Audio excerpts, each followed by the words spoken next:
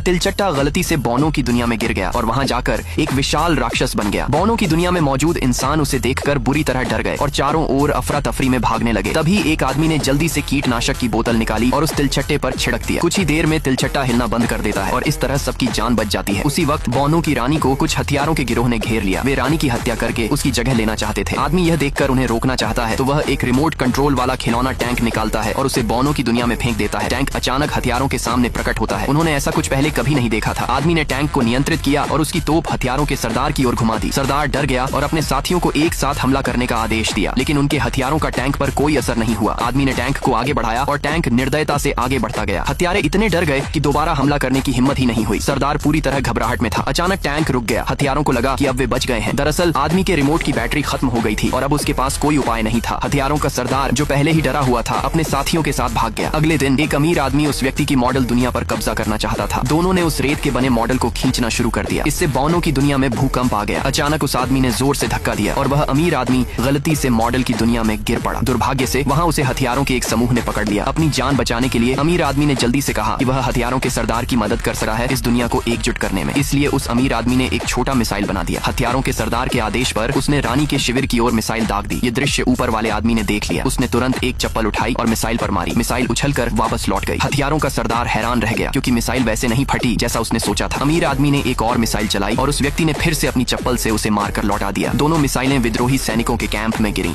जिससे वहाँ भारी नुकसान हुआ। हथियारों का सरदार गुस्से में भर गया और अमीर आदमी से पूछा, आखिर हो क्या रहा है? लेकिन अमीर आदमी खुद भी नहीं समझ पा रहा था कि आखिर